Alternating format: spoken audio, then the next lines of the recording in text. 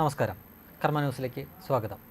Budget കഴിഞ്ഞതിന് ശേഷം പതിവ് പോലെ കേരളത്തിനൊന്നും കിട്ടിയില്ല എന്ന പരാതികൾ ഇവിടെ നിന്ന് പലയിടത്തുനിന്നായിട്ട് മുഴങ്ങുന്നുണ്ട്. പ്രത്യേകിച്ചും ഇടതുപക്ഷക്കാരും വലതുപക്ഷക്കാരും ചില മാധ്യമങ്ങളുമൊക്കെ ഈ പരാതിയുമായിട്ട് മുന്നോട്ട് വരുന്നുണ്ട്. അതിനൊപ്പം തന്നെ പതിവിന് വിപരീതമായിട്ട് എയിംസ് എവിടെ എന്നുള്ള മുറവിളിയും കേൾക്കുന്നുണ്ട്. കേരളത്തിൽ ആദ്യമായിട്ട് BJP ഒരു ലോക്സഭാ അക്കൗണ്ട് തുറന്നു. സുരേഷ് ഗോപി MP ആയി, അദ്ദേഹം കേന്ദ്രമന്ത്രിയായി. അദ്ദേഹം MP ആയില്ലായിരുന്നുവെങ്കിൽ, അദ്ദേഹം മന്ത്രിയും ആയില്ലായിരുന്നുവെങ്കിൽ ഈ ഒരു ചോദ്യം പോലും ഉയരില്ലായിരുന്നു. അദ്ദേഹം ജയിച്ചതുകൊണ്ടും മന്ത്രിയായതുകൊണ്ടാണ് എയിംസ് എവിടെ എന്നുള്ള ഈ ചോദ്യം ഇപ്പോൾ കൂടുതലായിട്ട് ഉയർന്നത്. യഥാർത്ഥത്തിൽ 2014 തന്നെ കേന്ദ്രത്തിൻ്റെ ഒരു വാഗ്ദാനം ഉണ്ടായിരുന്നതാണ് കേരളത്തിന് ഒരു എയിംസ് അനുവദിക്കുന്നത്. പക്ഷേ അന്ന് മുതൽ ചില നിബന്ധനകൾ അവർക്കുണ്ടായിരുന്നു. അനുയോജ്യമായ ഒരു സ്ഥലം കണ്ടെത്തണം, അതിൽ സംസ്ഥാനം ഏകകണ്ഠമായിട്ട് അല്ലെങ്കിൽ ഒരു സമവായത്തിലെത്തി പ്രതിപക്ഷവും ഭരണപക്ഷവും എല്ലാം കൂടെ ചേർന്നുകൊണ്ട് അവർ തത്വത്തിൽ അംഗീകരിക്കുന്ന ഒരു സ്ഥലമായിരിക്കണമെന്ന് ചില റിയൽ എസ്റ്റേറ്റ് താല്പര്യമൊക്കെ വെച്ചുകൊണ്ട് ഇടതുപക്ഷം കോഴിക്കോട് കിനാലൂരിൽ കുറച്ച് സ്ഥലം എടുത്തിട്ടുണ്ട്. പക്ഷേ ആ സ്ഥലത്തോട് കേന്ദ്ര സർക്കാരിന് താല്പര്യമില്ല.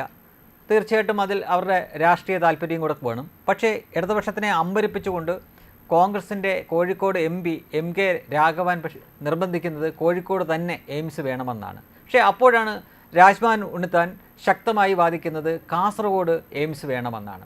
കാസർഗോഡാണ് ഏറ്റവും കൂടുതൽ എൻഡോസൾഫാൻ രോഗികളുള്ളത്, അതിനാൽ കാസർഗോഡ് വേണം എന്ന വാശിയിലാണ് രാജ്മോഹൻ ഉണ്ണിത്താൻ. എന്നാൽ തിരുവനന്തപുരത്ത് വേണമെന്ന ആവശ്യവുമായിട്ട് കോൺഗ്രസിൻ്റെ തന്നെ ശശി തരൂർ മുന്നുണ്ട്. ഇവരൊക്കെ പലതവണയായിട്ട് നടത്തിയ മീറ്റിങ്ങിൽ ഇവർക്കൊരു സമവായത്തിലെത്താൻ സാധിച്ചിട്ടില്ല.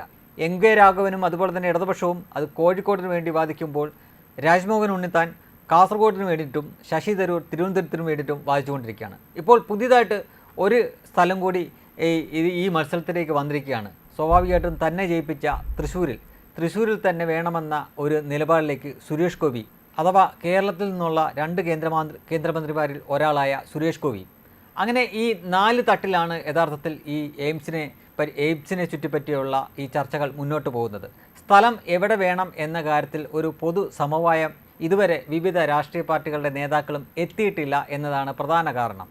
ഇവർ ഒരു പൊതുവായിട്ടുള്ള സമവായത്തിലെത്തുകയും തത്വത്തിൽ ഒരു സ്ഥലം അംഗീകരിക്കുകയും ചെയ്താൽ തീർച്ചയായിട്ടും എയിംസ് ഇവിടെ ലഭിക്കുക തന്നെ ചെയ്യും. പക്ഷേ അതിന് MK രാഘവനും ശശി തരൂരും രാജ്മോഹൻ ഉണ്ണിത്താനും സുരേഷ് ഗോപിയും ഇടതുപക്ഷവും ഒക്കെ അടങ്ങുന്ന ആ രാഷ്ട്രീയ നേതൃത്വങ്ങൾ കൂട്ടായി ഒരു തീരുമാനത്തിലെത്തി എല്ലാവർക്കും ഗുണപരമാവുന്ന രീതിയിൽ ഒരു സ്ഥലം നിർദ്ദേശിക്കുകയും വേണ്ടത്ര സ്ഥലം ഏറ്റെടുത്ത് കേന്ദ്രത്തിന് കൈമാറുകയും ചെയ്താൽ തീർച്ചയായിട്ടും കേരളത്തിന് എയിംസ് കിട്ടുക തന്നെ ചെയ്യും. ആദ്യം ഇതിനകത്തുള്ള ഈ ആഭ്യന്തര പ്രശ്നങ്ങൾ എല്ലാം ഒന്ന് രമ്യതയിൽ പരിഹരിച്ചതിന് ശേഷം മാത്രം കേന്ദ്രത്തിൻ്റെ അടുക്കെ ചെന്നാൽ തീർച്ചയായിട്ടും എയിംസ് കേരളത്തിന് കിട്ടും. കിട്ടാതിരിക്കാൻ അവർ ഒരാളുടെയും എയിംസ് തടഞ്ഞു വെച്ചിട്ടില്ല. രാജ്യത്ത് മറ്റു പല സംസ്ഥാനങ്ങൾക്കും എയിംസ് കിട്ടിയിട്ടും കേരളത്തിന് കിട്ടാത്തതിൻ്റെ പ്രധാന കാരണം, അല്ലെങ്കിൽ അത് തരാമെന്ന് പറഞ്ഞിട്ടും കൃത്യമായ ഒരു സ്ഥലം അവർക്ക് കാട്ടിക്കൊടുക്കാനില്ലാത്തതുകൊണ്ട് മാത്രമാണ് എയിംസ് ഇവിടെ ലഭിക്കാത്തത്.